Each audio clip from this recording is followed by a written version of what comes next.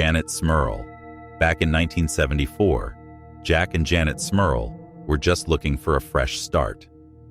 After Hurricane Agnes had flooded them out of their old home a couple of years prior, they, along with their kids, found a fixer-upper duplex on Chase Street in West Pittston, Pennsylvania. It was supposed to be their new beginning, right next door to Jack's parents, John and Mary. They were a normal, church-going family with normal dreams. But the house, well, the house was something else entirely. It would drag them into one of the most famous and frightening paranormal cases in American history. Their story makes you wonder where reality ends and the nightmare begins. The American dream turned nightmare. For the first year and a half, things were great. Jack and Janet poured their energy into fixing up the old house, and the family settled right into the quiet neighborhood. But then, weird things started happening. It was small stuff at first, the kind of thing you'd try to brush off. A strange stain kept reappearing on a new carpet, no matter how they cleaned it. The sinks and toilets, brand new, would suddenly have these deep scratches on them, almost like a big animal did it. Tools would go missing, and then just show up again, and pipes they had just fixed would burst for no reason. By 1977, the small problems started feeling a lot more deliberate and a lot more unnerving. They'd hear footsteps on the stairs when everyone was accounted for, toilets flushed by themselves, drawers slid open, and radios would turn on and start blasting music, even when they were unplugged. A nasty, sour smell would just appear out of nowhere and then vanish. Even Jack's parents next door started hearing things, loud, obscene arguments from Jack and Janet's side, when the couple swore they weren't fighting. For a while, they tried to find logical reasons for it all. Old houses make noises, right? Plumbing can be tricky. But deep down, they knew something was wrong. Janet would be home alone and hear a woman's voice clearly call her name from the basement. Are you come here? Only to find no one there. The feeling that they were being watched, that they weren't alone, was becoming impossible to shake. Their quiet life was falling apart, and something truly awful was starting to creep through the cracks. Escalation and terror. By 1985, any attempt to pretend life was normal was over. The weird happenings turned into full-blown psychological and physical attacks. The house would get freezing cold for no reason. And it was during one of these cold snaps that Janet saw it for the first time. A black, human-shaped figure with no face, just standing in her kitchen. It appeared for a moment, then vanished, passing right through the wall into her in-laws' house, where her mother-in-law, Mary, saw the exact same terrifying figure. This wasn't just spooky anymore. It was hostile. The disembodied voices they'd heard before turned into blood-curdling screams. They'd hear guttural, pig-like grunts coming from the shadows. Ominous, dark masses would form and float through the rooms. Then it got violent. The family's German shepherd, Simon, was thrown against a wall by a force they couldn't see. One of their daughters was pushed down a flight of stairs. A heavy ceiling fan detached and crashed to the floor, narrowly missing another daughter and leaving a gash on her forehead. The attacks also became horribly personal and predatory. Janet said she was levitated into the air and then thrown across her room.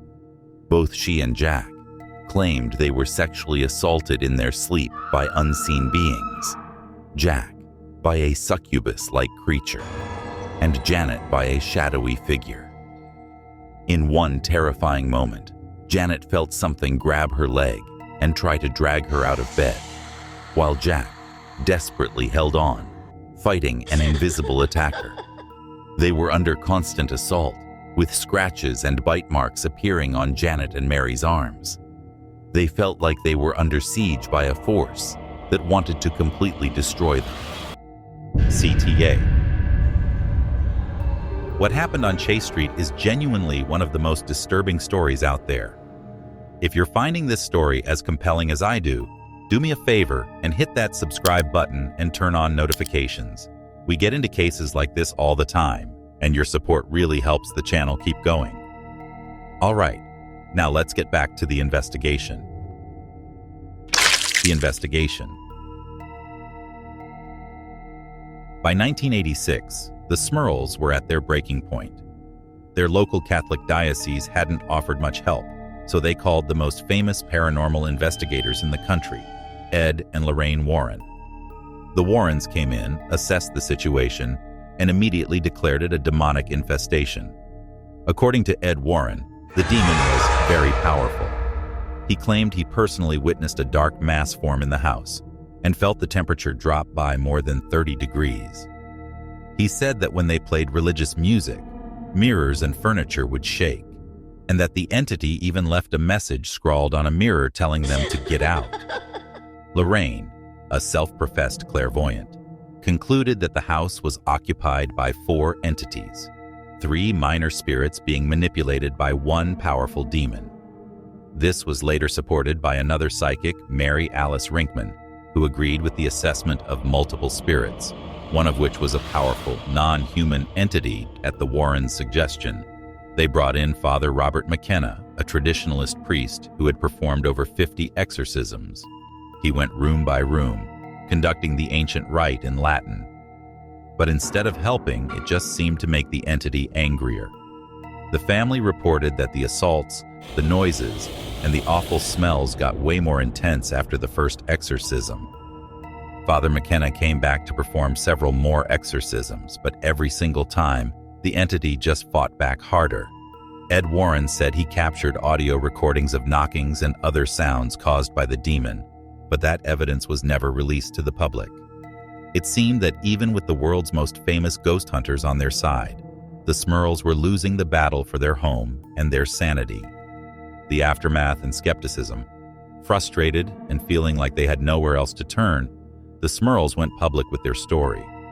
They even appeared on television, hidden behind a screen to protect their privacy. And that's when things really blew up.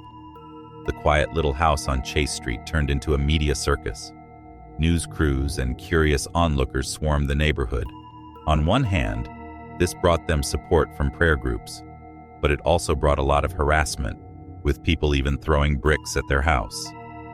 In 1986, their story was turned into a book called The Haunted, which was later adapted into a popular TV movie. Of course, with all the attention came the skeptics. Professor Paul Kurtz, of the Committee for the Scientific Investigation of Claims of the Paranormal, was one of the loudest critics. He called the whole thing a hoax, a charade, a ghost story, and suggested the family was suffering from delusions and needed psychiatric help. Skeptics pointed out that there was no real physical proof. It was all just the family's word and the word of the Warrens, who were hardly impartial. On top of that, the fact that the Smurls did sign book and movie deals made some people think it was all for money. But here's the biggest point for the skeptics. In 1987, the Smurls finally gave up and moved out. They claimed the entity followed them for a little while, to a campground and even to Jack's work. However, the family who moved into the Chase Street house in 1988, the Owens family, reported nothing, not a single strange event. The house was completely quiet. Conclusion. So, what's the real story of the house on Chase Street? Was an ordinary American family truly tormented by a demonic force for over a decade?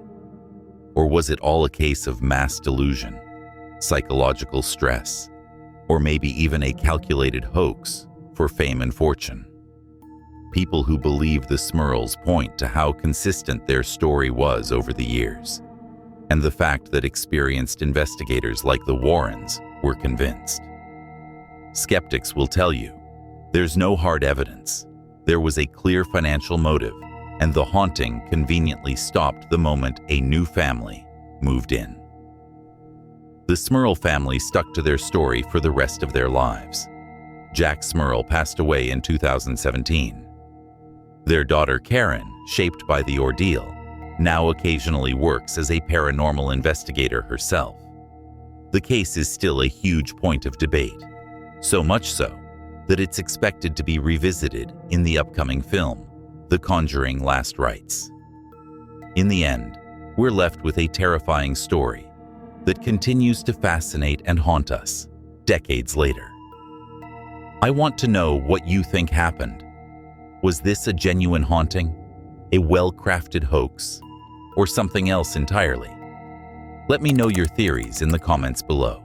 And if you enjoy these deep dives into the unexplained, make sure to like this video and subscribe for more. Stay curious.